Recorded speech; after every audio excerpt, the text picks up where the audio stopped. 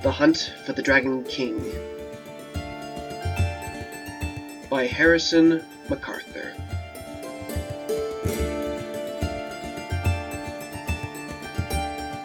Part 1. The Hunt Begins. Prologue. The world is a dark and dangerous place, filled with the cunning evil of the great nameless enemy. Many years his silent will has been enforced by those who do his bidding both knowingly and unknowingly. All have suffered under his rule because his power is complete. Yet there is a story, hidden from his evil sight, which tells of his downfall. Two were foretold. It tells of a great journey that must be taken and the hardships and toils they must endure. It tells of their hunt for the only thing that can end the rule of the Great Deceiver. It tells of their hunt for the Dragon King. Chapter 1. Lessons in History. The reading room was small, but comfortable. The numerous bookshelves that lined the wall were stuffed with old tomes and dusty scrolls. Two comfy armchairs sat near the window while the fire burned in the stone hearth. When the door creaked open, a young she-elf and an old man walked in.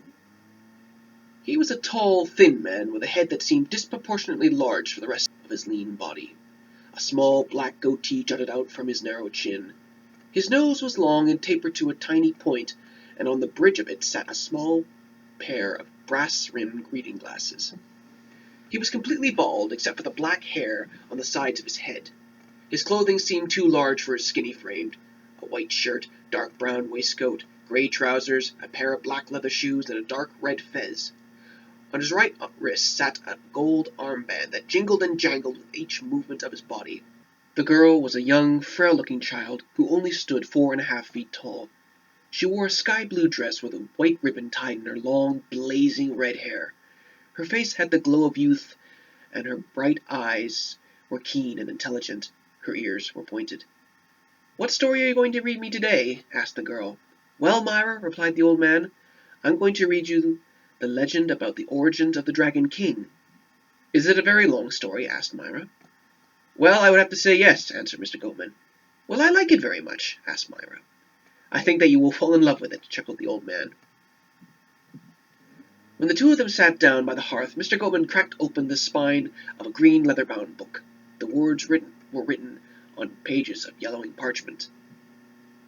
"The legend of the Dragon King began a long, long time ago," began Mr. Goatman. "It was a time when the mortal races still used swords and shields in war. It was a time where we hadn't yet discovered all the modern marvels that we have today. It was a simpler time, but its problems and worries were far from simple. This is the time in history where the legend of the Dragon King began.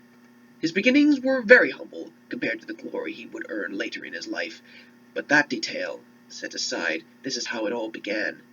Deep in the wild and forested lands of Arthuria, a young dragoness lay at the open mouth of her high forest cave that was delved into the side of a hill. She was lonely because she had no family, no children, and no husband." Mr. Goatman paused and looked up at Myra. "Dragons, my pupil, are very social creatures, and are always together wherever they go. But this dragoness had no one. Would you care to wager a guess as to why this was?" "Well, perhaps this dragoness was alone because she lost her flock," offered Myra. "Possibly," said Mr. Goatman. "I doubt that we will ever truly know why this dragoness was alone. The cause has been forgotten." Mr. Goatman continued reading from the old book. "The dragoness had wished for a family of her own for many years. She wept because her deepest desire was left unanswered. She awoke from her dreamless sleep and looked out over the vast green forests and at the high mountains. It was a beautiful sight, but it did not please her or raise her spirits. All around her were wild things, living, dying, giving birth, and being born. This pained her because she was all alone. She suddenly heard a wailing cry from underneath her. She looked down from her hillside cave to the clearing below. To her great surprise, she saw a human woman lying on the ground, with an infant child crying in her arms. The mother was gravely injured. She had 3 black arrows stuck in her back. "Where did the woman and the baby come from, Mr. Goatman?" interrupted Myra. "I cannot say for certain," answered the old man. "This was a period in time when war was common amongst men and monsters. In this period of history, however, humans and elves never ventured into the forests of Arthuria. I assume that the woman and her child had escaped a battle. The woods was the only place for them to hide. Now, where was I? Mr. Goldman looked back down at the old book and continued reading. The dragoness knew that the woman would not last long. The blood flowed freely from her wounds. She, however, did not seem concerned that her life was coming to an end. She only comforted and soothed her crying infant. When the dragoness stood up, she made her way to the woman and stood towering over them both. "She's not going to eat them, is she?" cried Myra. "Oh, good heavens, no," scoffed Mr. Goatman. "Really, Myra, I must say your imagination is getting ahead of you. Do you really think I would read you a story if that was going to happen?" "Well, no, I guess not," admitted Myra. "Good," said Mr. Goldman. "Now listen to what happened next. This is the important part." Mr. Goldman continued reading. The dragoness looked down at the woman and infant and saw that the mother was weeping. "Have you come to eat me?" asked the woman through her tears. "No, I have not," the dragoness replied. "I have come to heal your wounds."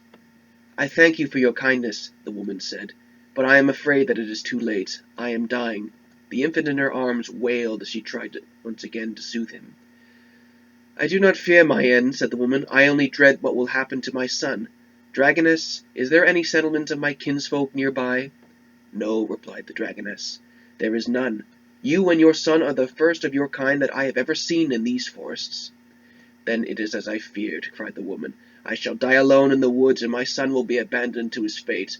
"You shall not die alone," said the dragoness. "I will stay by you. I will take care of your child and keep him safe. I will also raise him as my own." The woman looked up in awe at the dragoness and said, "You would protect my son, O dragoness? I bless you. Thank you." When the sun set below the horizon, the woman died. The dragoness buried her and raised a mound to mark her grave. The dragoness named the human child Draco. She loved him as if he were her own flesh and blood. Her heart was lifted and filled with joy because her wish for a family had at long last been answered. She deeply regretted, however, that the woman had to die so that she could have a child of her own.